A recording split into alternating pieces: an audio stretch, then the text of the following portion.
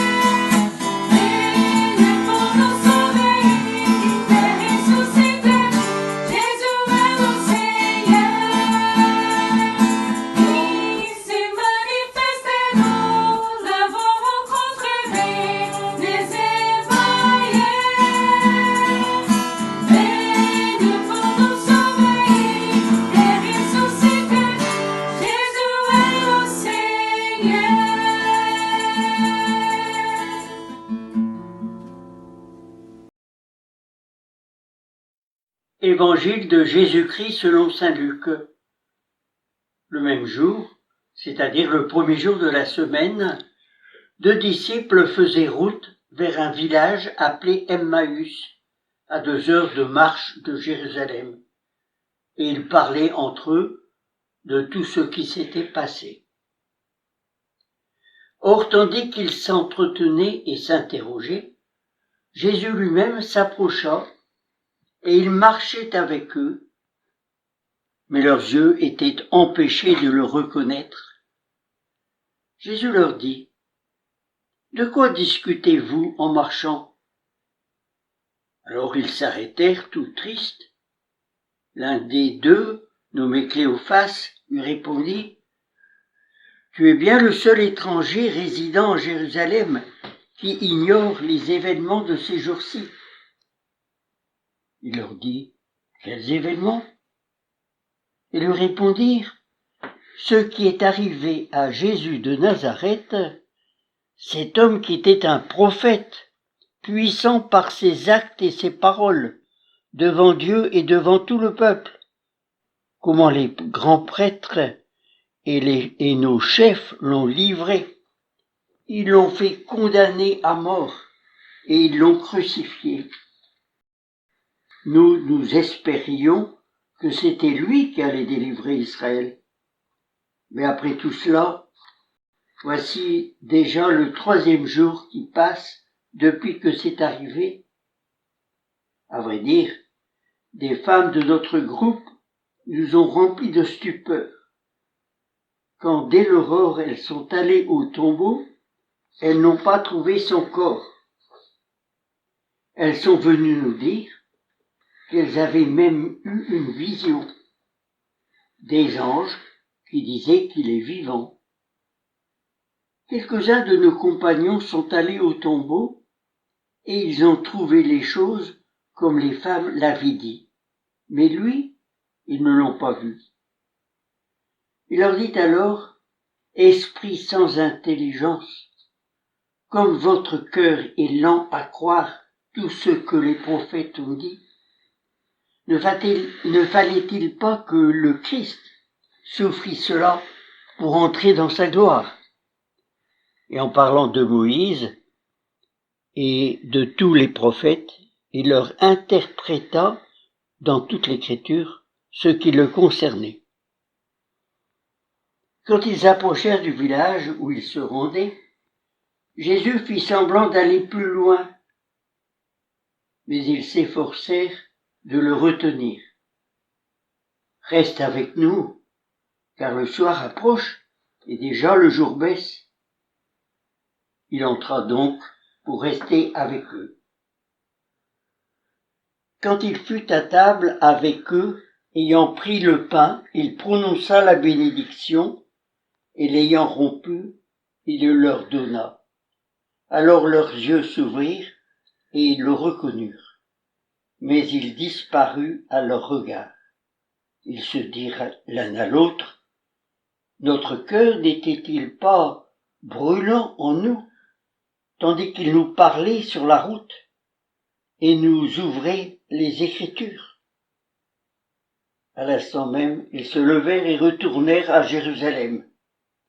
Ils y trouvèrent réunis les 11 apôtres et leurs compagnons qui leur dirent, « Le Seigneur est réellement ressuscité. Il est apparu à Simon-Pierre. » À leur tour, ils racontaient ce qui s'était passé sur la route et comment le Seigneur s'était fait reconnaître par eux à la fraction du pain. Ceci est la parole de Dieu.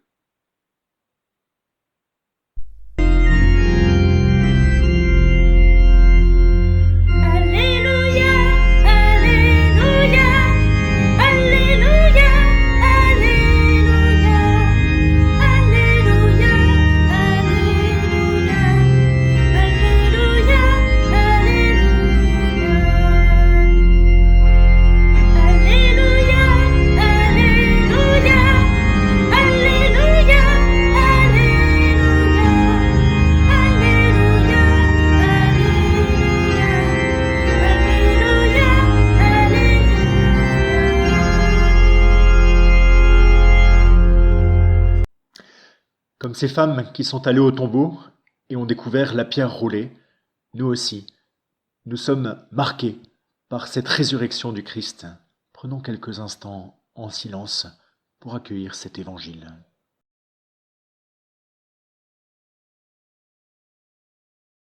Cet évangile des disciples d'Emmaüs m'a beaucoup touché parce qu'il m'a aidé dans ma vie de prêtre. Cet épisode de l'évangile de Saint Luc est arrivé juste après la mort de Jésus sur la croix et sa résurrection. Deux disciples retournent chez eux à Emmaüs.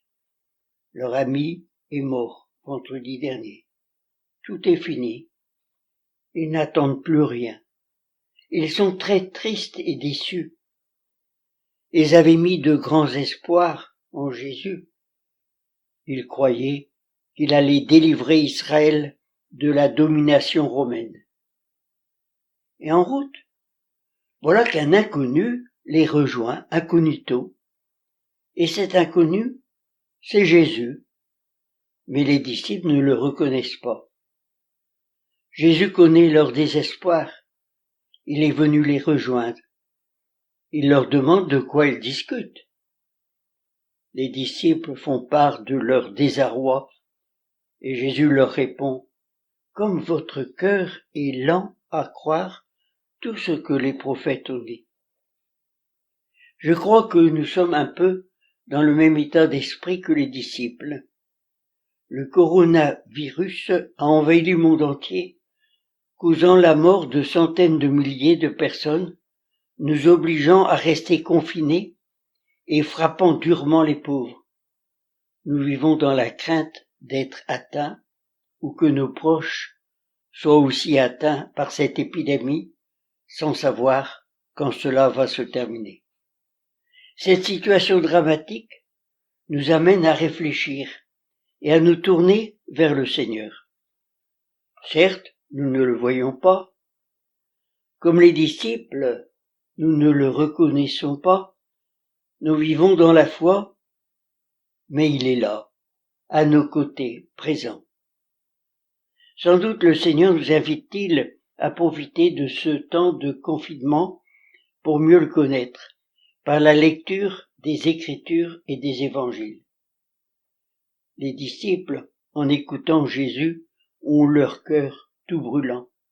Peut-être avons-nous fait un jour cette expérience d'avoir le cœur brûlant au cours d'une prière, d'une retraite ou d'une rencontre.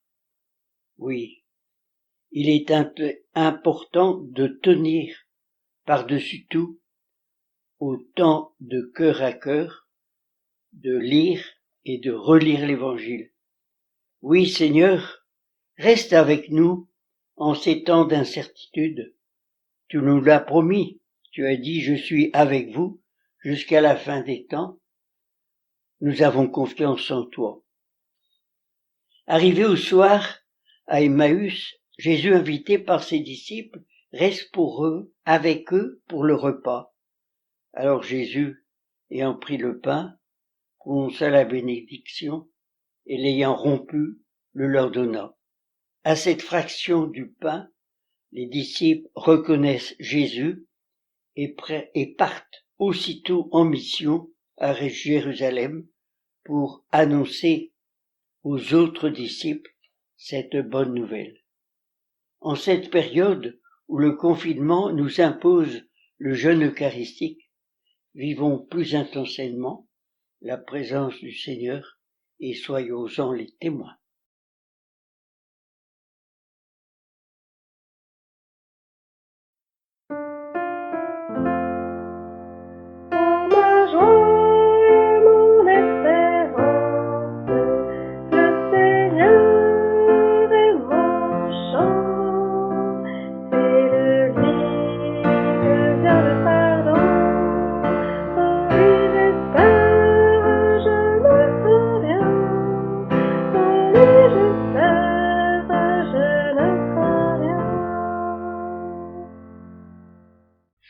Seigneur, ils t'ont reconnu à la fraction du pain. Et tout au long de ta vie publique, tu as montré à tes disciples que partager la nourriture est une des plus hautes expressions de la fraternité humaine. Aujourd'hui, la crise sanitaire entraîne des mouvements d'inquiétude sur les marchés de matières premières agricoles, rendant déjà inaccessibles certaines ressources aux pays les plus pauvres.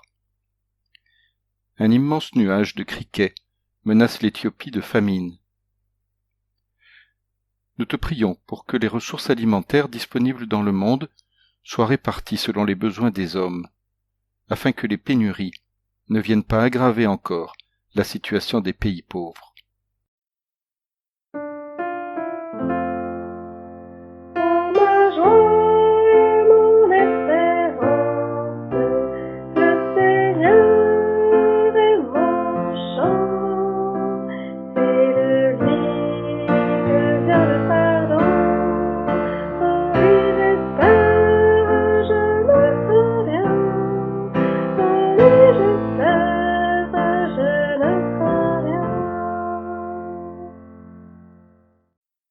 Il n'a pas été abandonné à la mort. Nous te confions les personnes qui font face à la maladie et à l'angoisse de mourir sans revoir leurs proches. Nous te confions la douleur de leurs familles, contraintes de célébrer leur adieu sans être entourées de leurs parents et amis. Seigneur, viens à eux, dans leur solitude et leur désarroi. Sache te faire tout proche d'eux, dans ces moments si difficiles, et que la lumière de ta résurrection les éclaire et les réconforte, nous t'en prions.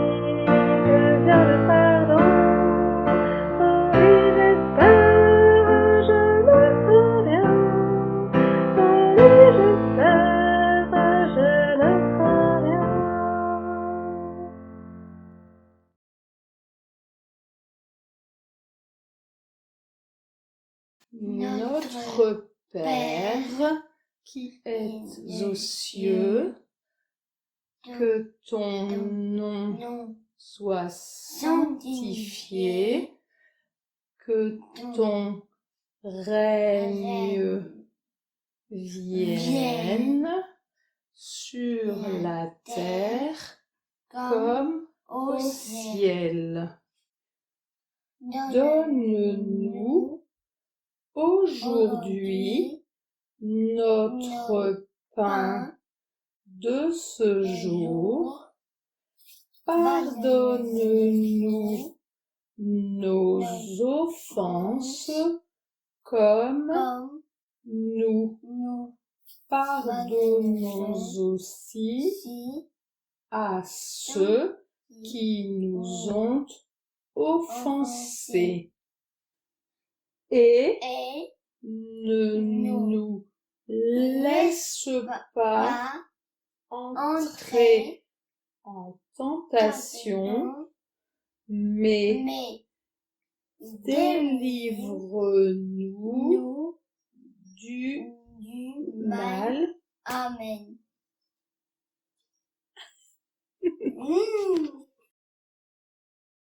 Comme les disciples d'Emmaüs, nous sommes appelés à nous lever et à témoigner. Alors tout au long de cette semaine, que le Seigneur nous inspire la parole juste, l'attitude qui permettra d'apporter réconfort et courage à celles et ceux qui en ont le plus besoin. Pour cela que le Seigneur nous bénisse, lui qui est Père, Fils et Saint-Esprit. Amen.